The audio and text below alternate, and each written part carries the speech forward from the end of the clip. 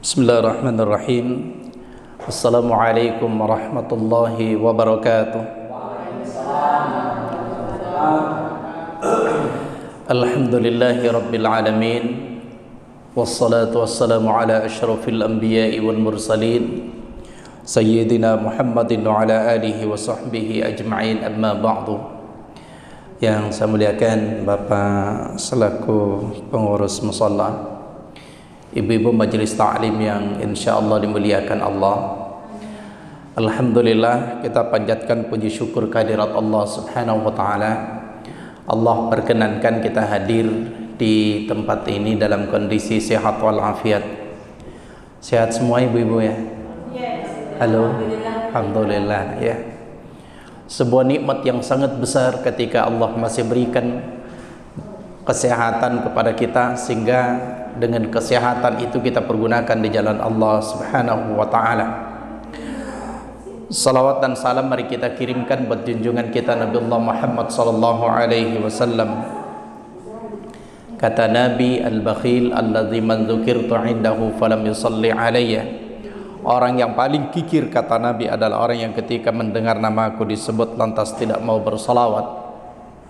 Karena itu ibu-ibu, malam ini adalah malam spesial, malam Jumat, Sayyidul Ayyam, penghulunya hari. Jadi hari-hari yang terbaik yang Allah ciptakan adalah hari Jumat. Ya. Karena itu hal yang diperintahkan atau disunahkan pada hari ini, yang pertama adalah memperbanyak salawat kepada baginda Rasulullah sallallahu alaihi wasallam. Yang kedua, membaca suratul Kahfi. Ya, jadi kalau belum selesai malam ini bisa besok sampai maghrib ya. Kemudian yang ketiga, memperbanyak doa kepada Allah. Karena hari ini ketika kita berdoa kepada Allah, ada waktu-waktu yang mustajab untuk berdoa kepada Allah subhanahu wa ta'ala. Meskipun ini tidak dijelaskan secara khusus waktunya, tapi sebagian ulama menjelaskan itu waktunya setelah selesai salat asar. Jadi setelah selesai salat asar, bermunajah, berdoa kepada Allah subhanahu wa ta'ala. Baik ibu-ibu sekalian, sebelum saya lanjut, seperti biasa saya ngajak dulu membaca Al-Fatihah ya. Saya baca, ibu-ibu dan semua yang hadir mengikuti ya, dengan memperhatikan makhrajnya, memperhatikan panjang pendeknya. Kita baca bersama-sama. A'udzu billahi minasy syaithanir rajim. A'udzu billahi minasy syaithanir rajim. Bismillahirrahmanirrahim.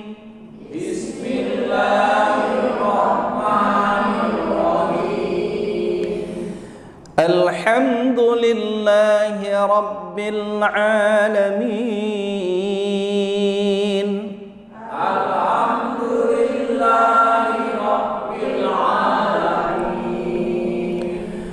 Ar-Rahmanir Rahim. Ar-Rahmanir Rahim. Maliki yaumiddin.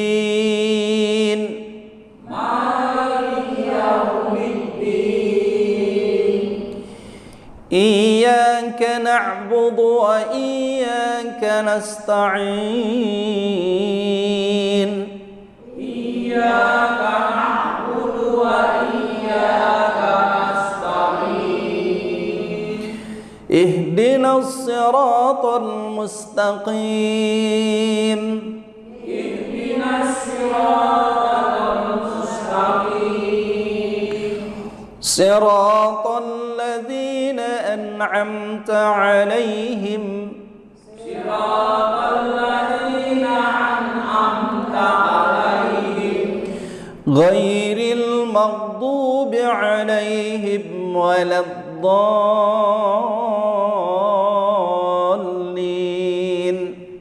Ghairil maghdubi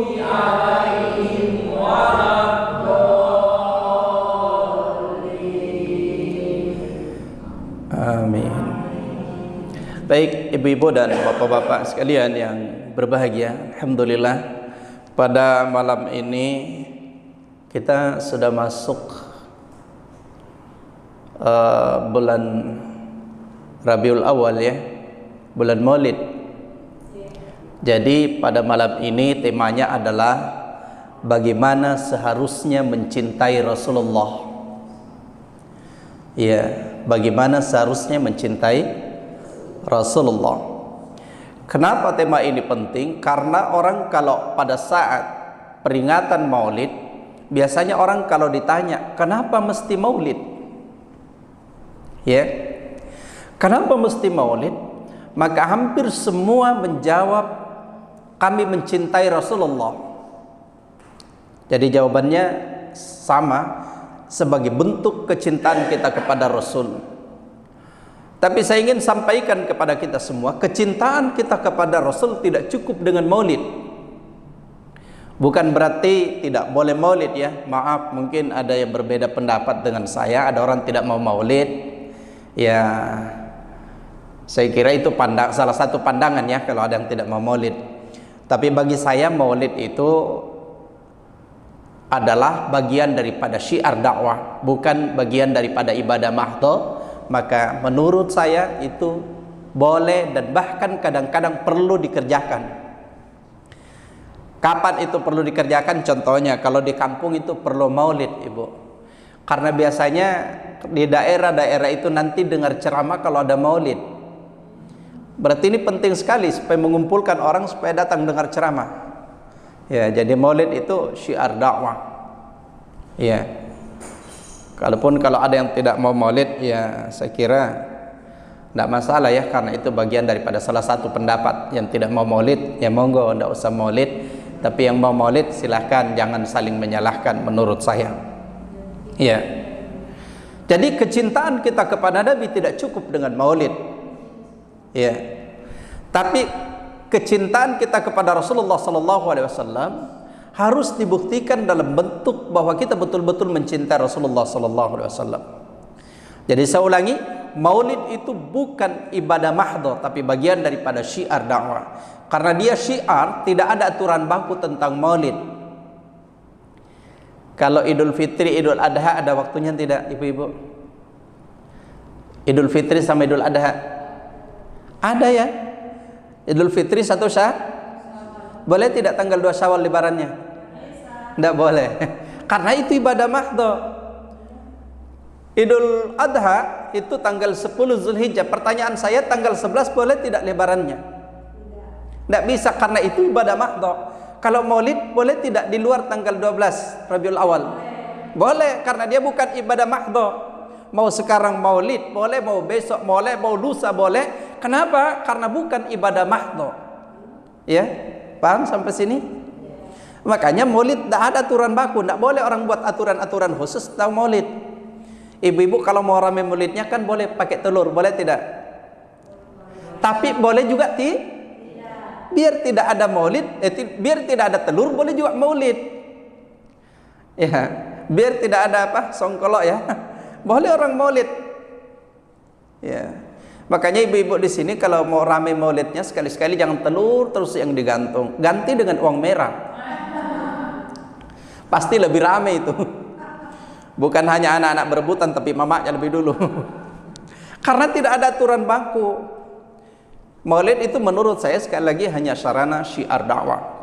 Nah, ibu yang dimuliakan Allah, ketika kita mengaku mencintai Rasulullah SAW, maka harus kita membuktikan kecintaan itu.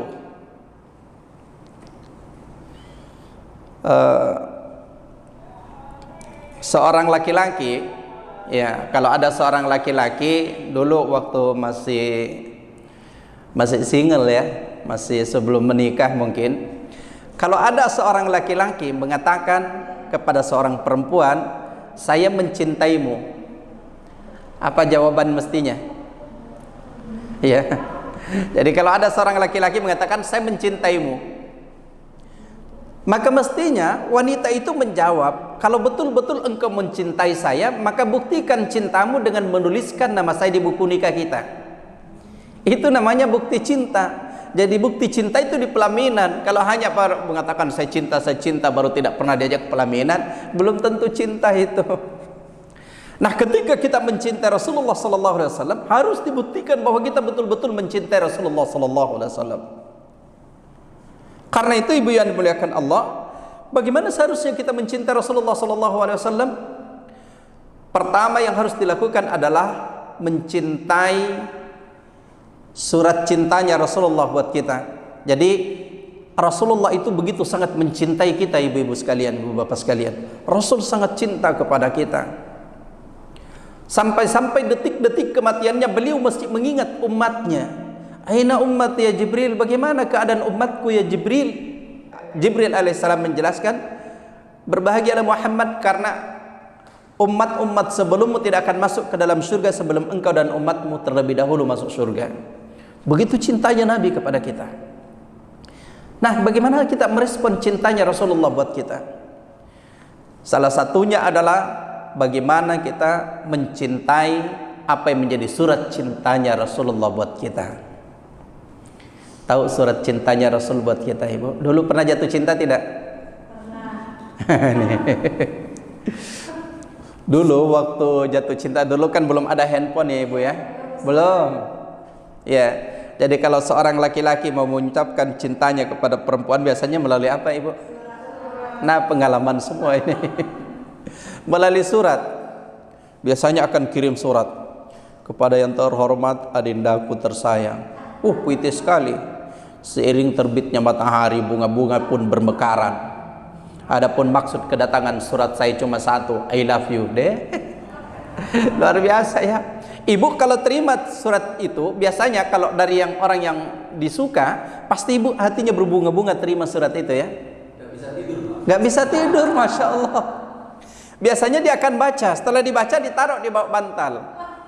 Setelah ditaruh di bawah bantal, sebentar kemudian dibaca lagi. Padahal sudah dibaca terus menerus berulang-ulang karena berasal dari orang yang dicintai.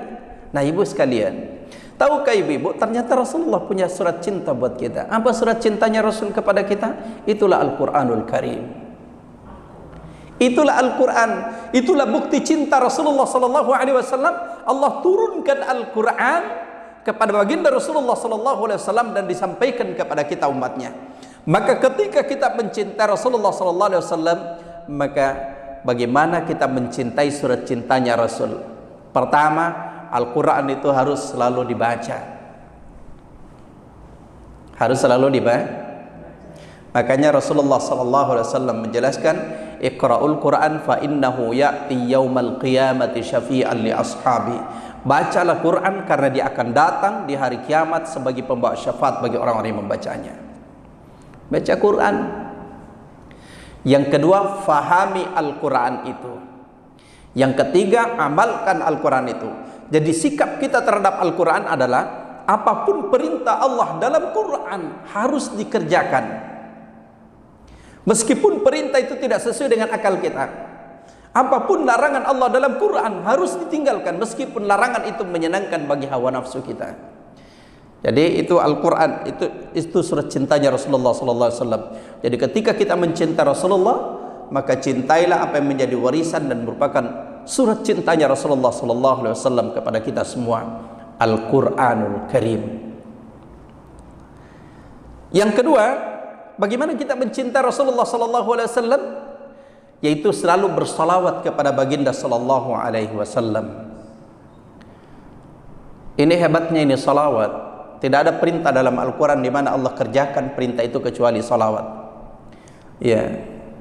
Allah berfirman, Innallaha wa malaikatahu yusalluna 'alan nabi. Ya ayyuhalladzina amanu sallu 'alaihi wa sallimu taslima. Sesungguhnya Allah wa malaikatahu dan malaikatnya bersalawat kepada Nabi, baru perintah kepada kita, ya ayyuhalladzina amanu sallu 'alaihi wa sallimu taslima. Wahai orang-orang beriman, sampaikan salawat dan salam penghormatan kepadanya. Bersalawat kepada Nabi. Baik, ayo salawat bisa? Bisa. Ayo. Salatullah salamullah ala taha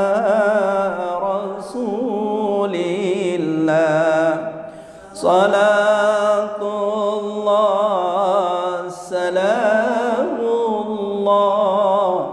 ala yasin habibillah tawassalna bismillah wa bil hadi rasulillah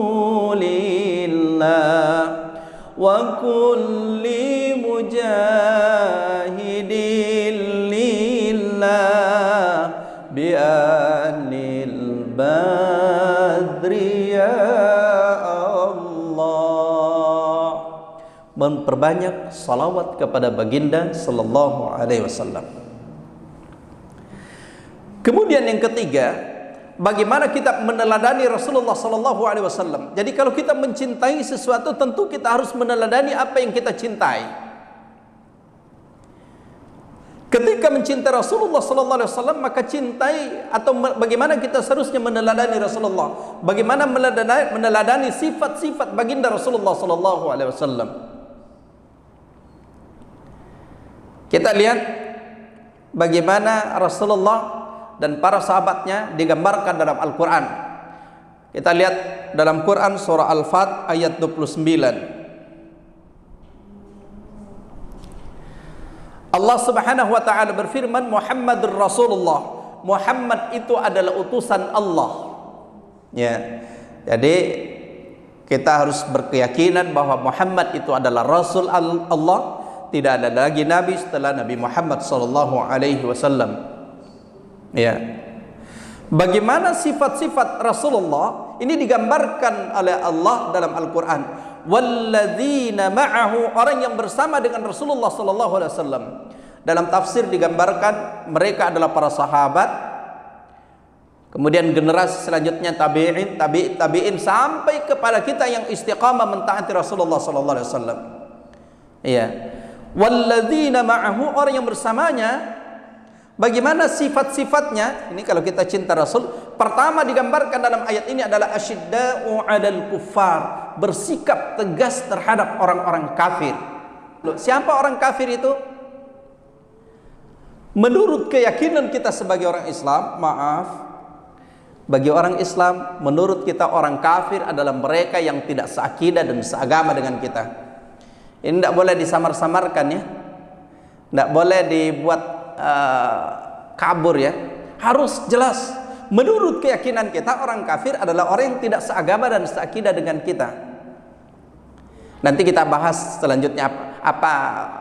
Jangan sampai dengan alasan ini terus ada orang beranggapan bahwa di mana toleransinya, nanti kita lihat ya.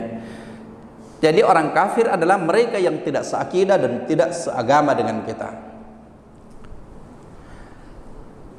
Karena dalam Al-Quran juga kita punya keyakinan inna dina indallahil Islam, agama yang diterima Allah adalah Islam. Selanjutnya, bagaimana ketegasan kita terhadap mereka? Apa mesti marah-marah? Ternyata tidak. Apakah seperti yang terjadi sebagian orang yang punya pemahaman keliru dengan membom tempat ibadah mereka? Ternyata tidak. Ketegasan kita terhadap mereka adalah kita bersikap tegas dalam persoalan keyakinan dan ibadah. Ya. Tapi toleransi dalam persoalan muamalah. Itu ketegasan kita. Jadi tidak boleh, pertama kita tidak boleh beranggapan semua agama sama, semua agama benar. Kalau kita mau mengatakan semua agama benar, boleh, tapi dilanjutkan semua agama benar bagi pemeluknya masing-masing. Jadi tidak boleh menyamakan semua agama sama, karena itu sangat berbahaya bagi keyakinan kita. Ya. Jadi ketegasan kita dalam persoalan ibadah dan keyakinan. Itulah sebabnya kalau kita melihat surah Al-Kafirun, asbabun nuzul daripada surah Al-Kafirun itu adalah orang-orang kafir Quraisy datang kepada baginda Rasulullah sallallahu alaihi wasallam menawarkan kepada beliau untuk bekerja sama. Kata orang kafir, "Sudahlah Muhammad, kita kerjasama saja. 1 tahun kami akan ikut menyembah Tuhanmu Maksudnya di sini Allah, tapi 1 tahun kemudian engkau pun harus ikut menyembah Tuhan-Tuhan kami. Seperti patung-patung Lata, Uzza, Manat yang ada di sekitaran Ka'bah itu waktu itu. Kita kerjasama saja. Maka turunlah surah Al-Kafirun. Apa kata Allah? Qul, katakanlah Muhammad, ya ayyuhal kafirun, wahai orang-orang kafir, la a'budu ma ta'budun. Saya tidak menyembah apa yang kalian sembah. Wala antum 'abiduna ma a'bud, dan kalian tidak menyembah apa yang saya sembah. Itu diulang oleh Allah dalam Al-Quran ini, dalam surah Al-Kafirun ini. Sampai kemudian Allah berfirman, lakum dinukum, bagi kalian agama kalian dan bagi kami adalah agama kami. Itu menunjukkan bahwa agama, namanya agama tidak boleh campur-campur ya. Silahkan yang non muslim ke tempat ibadah mereka, dan umat Islam tidak boleh ganggu. Kita juga ke masjid, ke musholla, ke tempat ibadah, dan mereka juga tidak boleh mengganggu. Saling menghargai perbedaan keyakinan.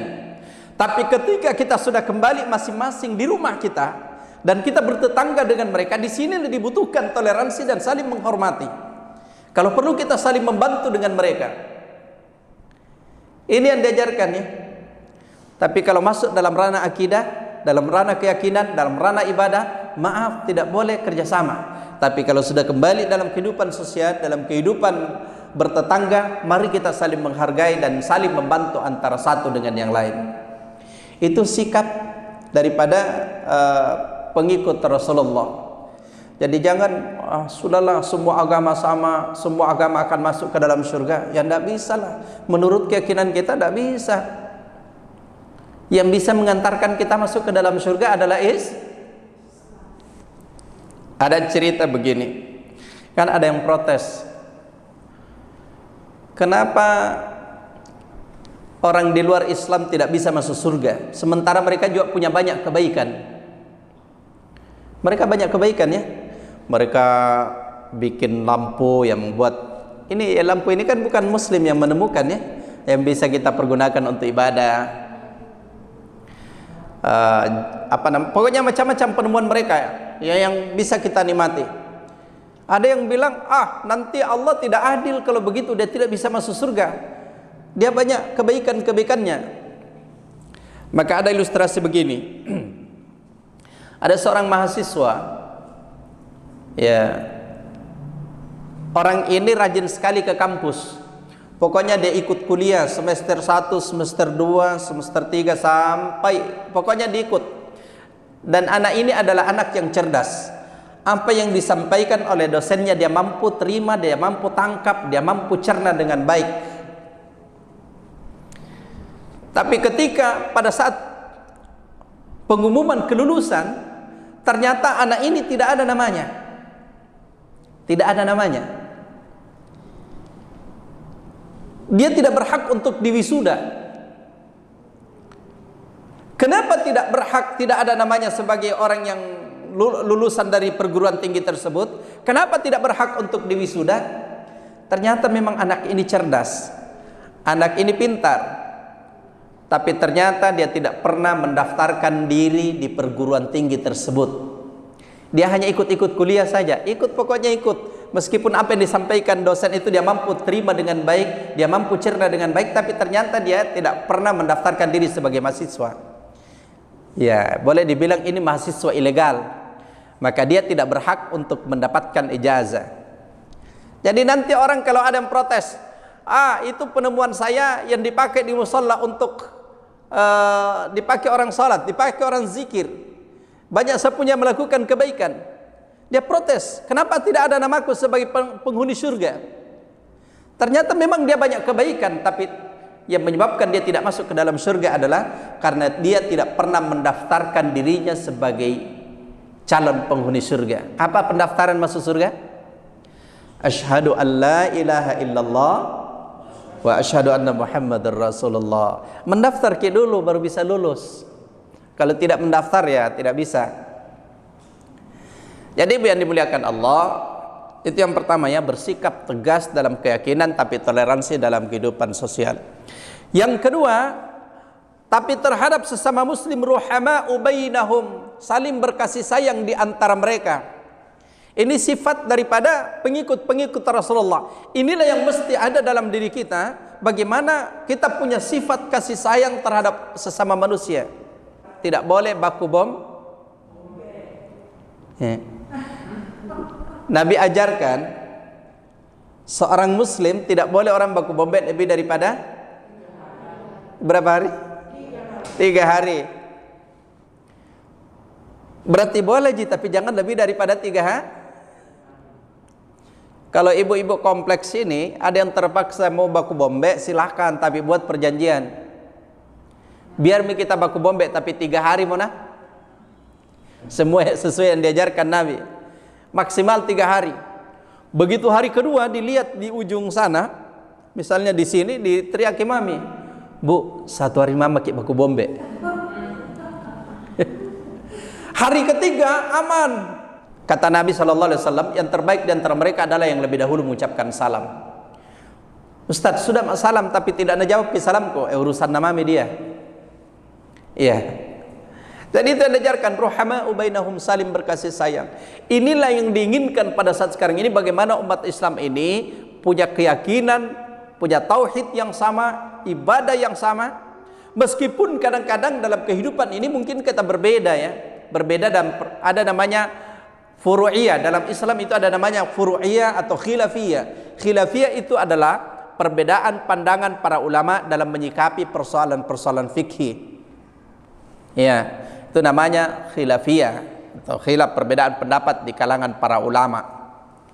Contohnya kunut subuh ya. Itu namanya ikhtilaf, itu persoalan khilafiyah. Ada yang kunut, ada yang tidak kunut. Ya, jadi tidak boleh mempersoalkan yang mana salah dan mana benar di antara mereka. Jadi yang kunut tidak boleh menyalahkan yang tidak kunut tidak usah salahkan yang kunut, karena secara dalil dua-duanya ada dalil. Siapa yang salah? Yang salah yang tidak sholat.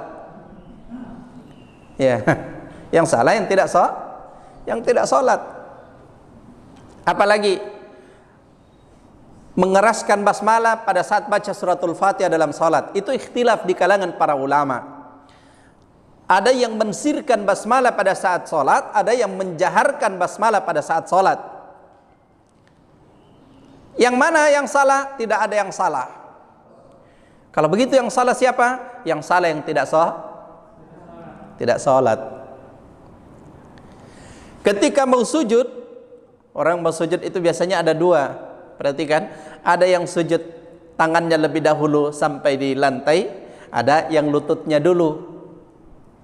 Ya, yang mana salah? Tidak ada yang salah di antara keduanya. Itu semua ada dasarnya. Yang salah siapa? Kalau ada orang sujud baru kepalanya duluan. Itu tidak boleh.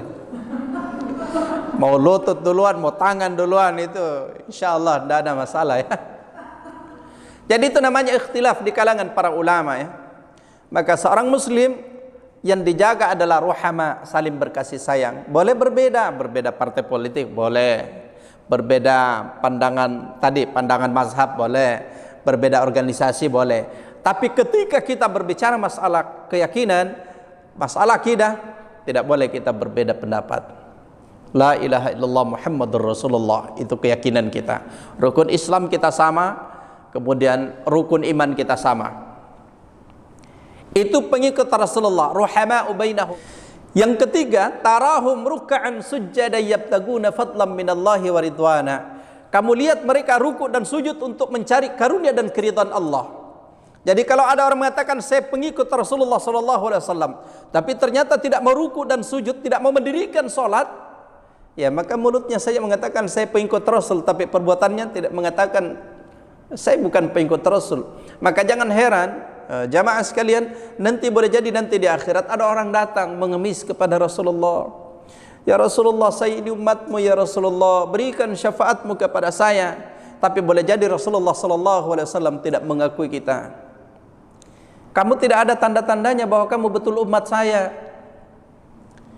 Karena nanti orang-orang yang mendirikan salat, rajin ibadah kepada Allah Subhanahu wa taala mempunyai ciri khusus nanti di hadapan Allah Subhanahu wa taala yang dikenali oleh Rasulullah bahwa dia adalah umatnya. Kalau tidak pernah salat baru kita mengaku sebagai umat Rasulullah, bagaimana? Ramadan masuk tidak puasa bagaimana? Allah kasih harta tidak mau zakat, tidak mau haji bagaimana? Bagaimana Rasulullah mengakui kita?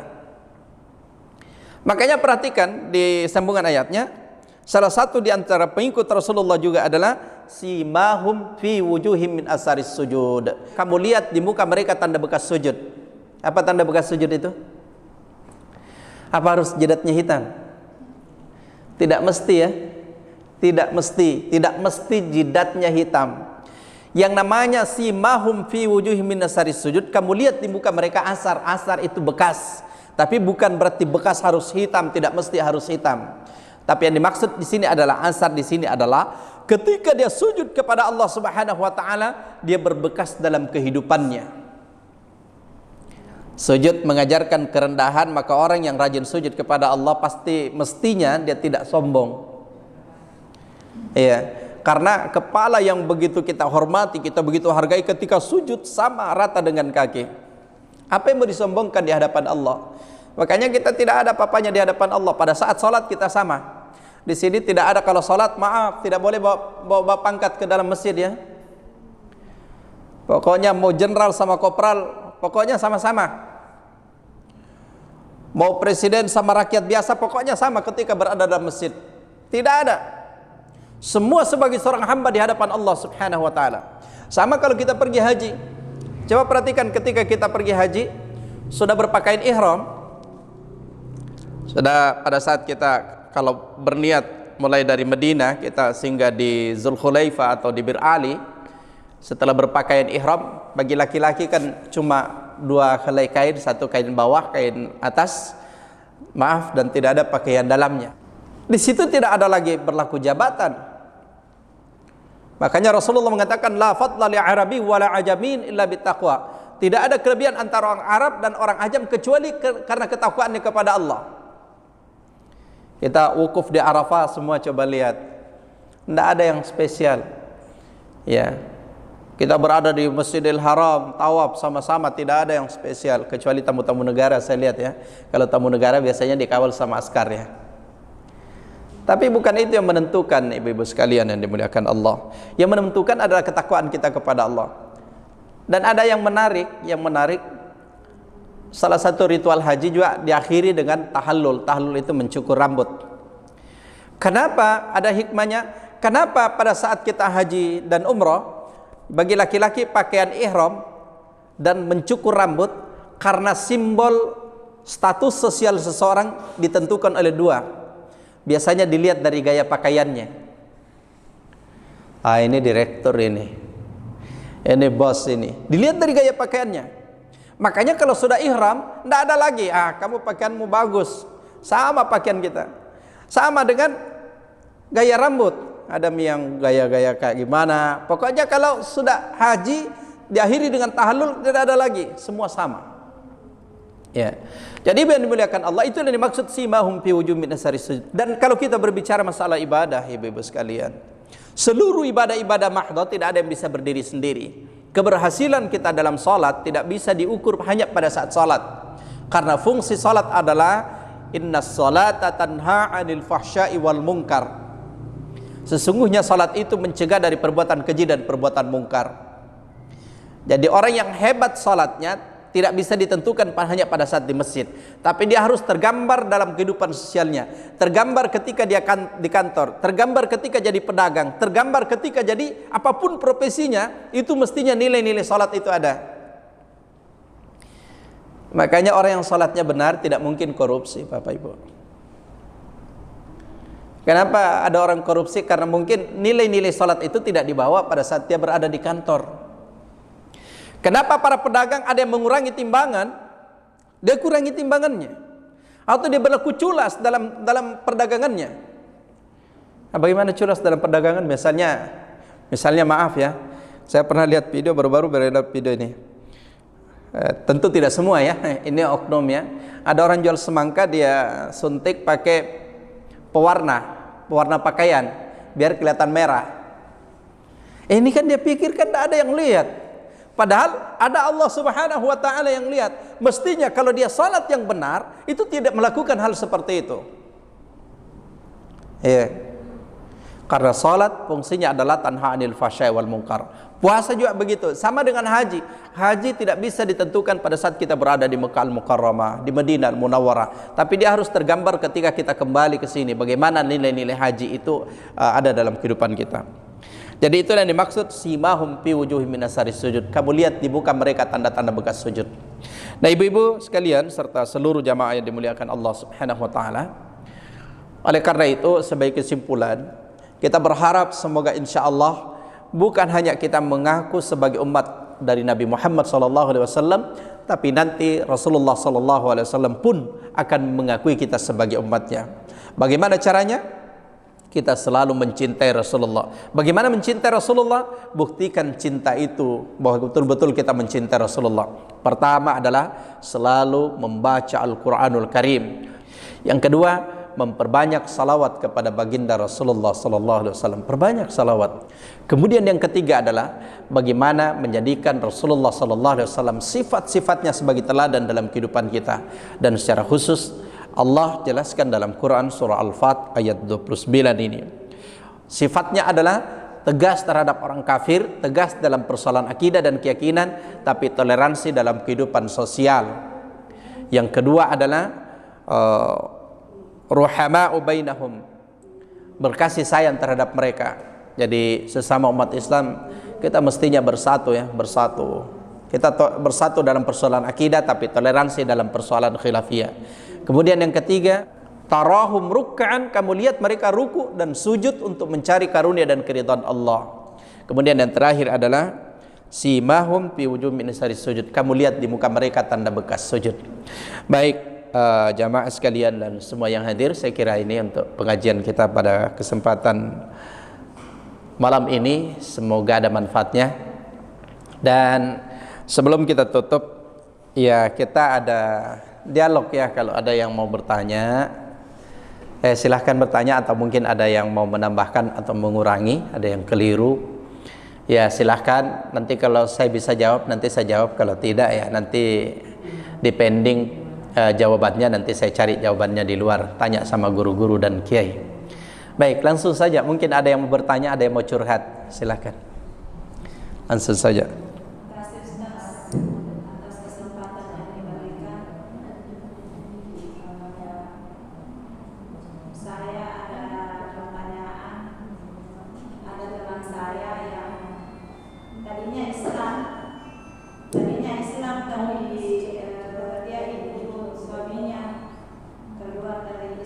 Iya. Ceritanya dia murtad, waktu kecilnya katanya sholat ke masjid, tapi setelah dia menikah dia ikut agama suaminya. Nah sampai sekarang dia selalu mengucapkan la ilaha illallah Muhammad. Jadi sebagai orang Islam, sikap kami itu bagaimana? Apakah saya ini harus menegurnya atau kamu membiarkannya? Karena saya bilang, kenapa ini orang salam juga, jawab salam juga, terus dia la ilaha illallah Muhammad. Saya bilang ini orang murtad, tapi mulutnya masih sering. Kadang saya berdoa, ya Allah semoga dikasih hidayah. Itu mungkin apa sikap kami terhadap mereka ini. Terima kasih banyak. Baik. Bismillahirrahmanirrahim. Saya ingin mengantar dulu. Ini buat peringatan buat kita semua ya, buat para orang tua untuk berhati-hati.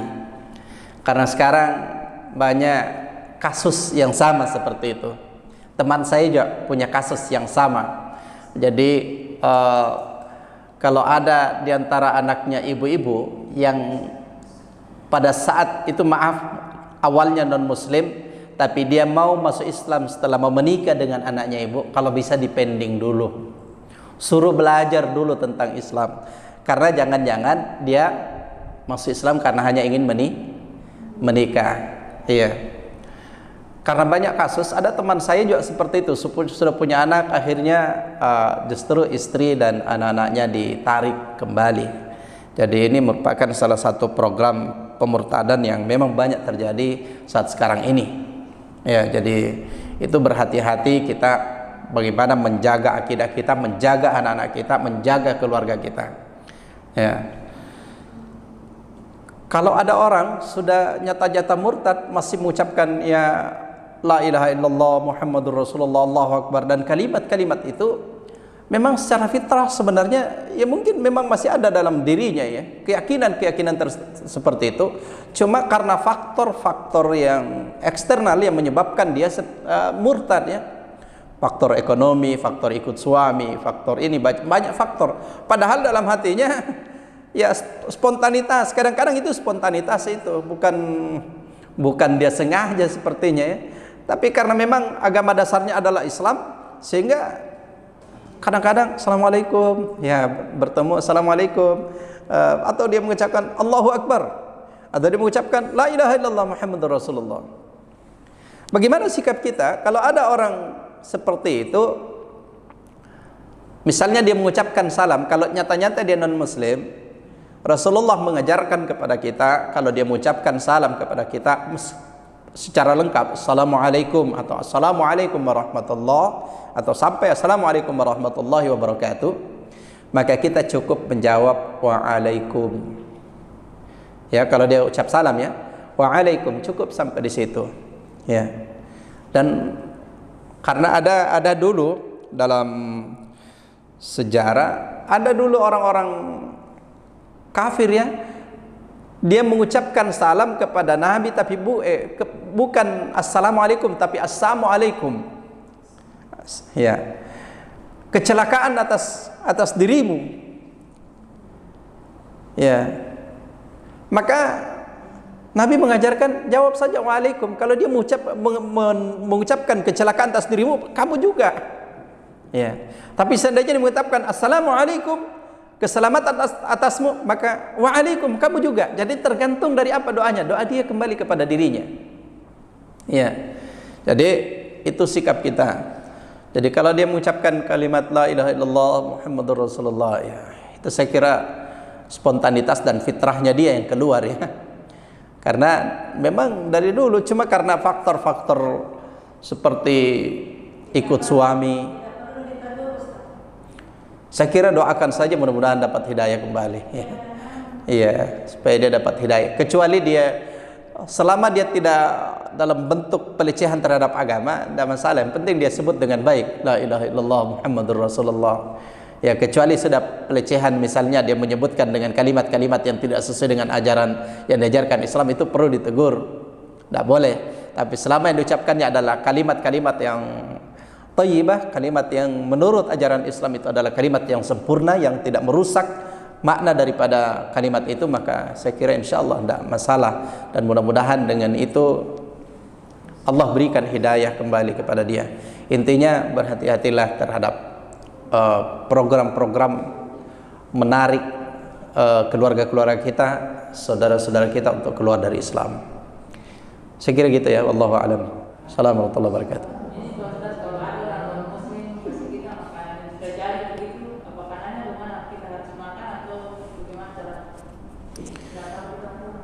Baik, bismillah. Kalau makanannya itu dijamin kehalalannya, saya kira nggak ada masalah ya. Cuma yang menjadi persoalan adalah kalau dia bikin di rumah. Kalau misalnya dia beli, yang kita tahu bahwa apa yang dia beli itu adalah memang betul-betul halal, ya kita terima dan kita makan. Kalau dibikin di rumah itu yang menjadi persoalan, karena itu banyak terkait dengan banyak hal. Pertama, mungkin misalnya dagingnya secara halal dia beli dari luar ya, dagingnya halal, tapi mungkin wadah yang dia pakai itu tercampur dengan yang pernah dia pakai untuk hal-hal yang diharamkan dalam agama, maka itu tidak boleh ya. Maaf, misalnya wadah itu pernah dipakai untuk masak babi misalnya, atau masak anjing misalnya, kemudian dipakai lagi masak daging, yang daging itu sebenarnya halal, tapi karena dipakai di situ maka dia menjadi haram hukumnya. Jadi tidak boleh kita makan karena itu sudah bercampur. Kecuali makanan itu jelas, misalnya buah-buahan atau makanan-makanan yang dia berikan kepada kita adalah makanan yang secara halal, jelas halalnya dari luar dan bukan diolah dari rumahnya, ya maka insya Allah, kecuali dia memang dia jamin bahwa itu tidak tercampur ya, tapi siapa yang bisa jamin ya? Siapa yang bisa jamin? Ya, maka sebagai wujud kehati-hatian tidak boleh kita makan ya, karena jangan sampai wadahnya itu pernah dipakai untuk memasak masakan yang menurut Islam haram, kemudian dipakai lagi untuk masak itu, maka itu tidak boleh. Wallahu alam. Baik ibu-ibu sekalian, kita cukupkan, kita doa malam ini, malam Jumat, kita doa kepada Allah, mudah-mudahan Allah Subhanahu wa taala merahmati kita semua. Bismillahirrahmanirrahim. Alhamdulillahi rabbil alamin, hamdan syakirin, hamdan na'imin, hamdan yuafi ni'mahu wa yukafi mazidah. Ya Rabbana lakal hamdu kama yanbaghi li jalali wajhikal karim azimi sultanik. Allahumma salli ala Muhammadin wa ala alihi wa sahbihi ajma'in. Segala puji hanya milik-Mu ya Allah. Engkau Allah yang menciptakan langit dan bumi serta seluruh isinya.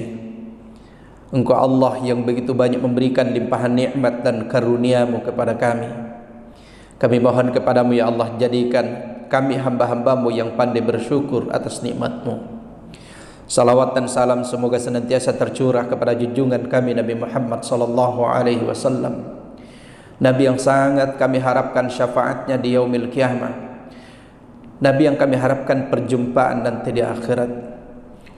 Nabi yang kami harapkan diberikan kesempatan untuk minum di telaganya beliau, itu telaga Al-Kautsar, di mana ketika kita minum di dalamnya tidak akan pernah kehausan selamanya. Allahumma salli ala Muhammadin wa ala alihi wa sahbihi ajma'in. Allahumma ya Allah ya Ghaffar, yang maha pengampun, kami adalah hamba-hamba-Mu yang banyak melakukan kezaliman dan dosa, banyak melakukan perbuatan maksiat dan kemungkaran. Kalau bukan karena ampunan-Mu ya Allah, niscaya kami termasuk golongan orang-orang yang merugi. Karena itu ya Allah, ampuni dosa dan kesalahan yang kami sengaja maupun yang tidak kami sengaja, dosa yang nampak maupun dosa yang tersembunyi, dosa besar maupun dosa kecil kami, terutama dosa dan kesalahan terhadap kedua orang tua kami. Ya Allah, sayangi mereka sebagaimana mereka telah mendidik kami di waktu kecil. Jika seandainya di antara kami ada orang tuanya masih hidup, kami mohon kepadamu ya Allah, berkahi hidupnya ya Allah. Berikan kesehatan lahir dan batin kepadanya ya Allah. Berikan kemampuan kepada kami untuk berbakti dan berbuat baik terhadap mereka. Namun jika sekiranya di antara kami ada yang orang tuanya sudah meninggal, sudah menghadap keharibaanmu ya Allah, maka kami mohon ampuni segala dosa-dosanya ya Allah. Terima amal ibadahnya ya Allah. Tempatkan beliau di raudhah taman di antara taman-taman syurga-Mu ya Allah. Dan kami mohon pertemukan kami di dalam syurga-Mu bersama-sama ya Allah. Allahumma ya Allah ya Rahman ya Rahim, yang dengan rahmat dan kasih sayang-Mu ya Allah, malam ini kami hadir di majelis yang mulia ini ya Allah. Kami mohon rahmati kami semua yang hadir di tempat ini ya Allah. Rahmati orang-orang yang ada di sekitar tempat ini ya Allah. Yang dengan rahmat dan kasih sayang-Mu, jika sekiranya di antara kami ada yang sakit, sembuhkan ya Allah.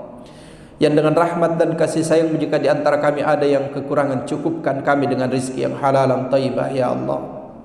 Yang dengan rahmat dan kasih sayang-Mu, jika di antara kami ada yang punya masalah, berikan jalan keluar masalah kami ya Allah. Allahumma ya Allah ya Rahman ya Rahim.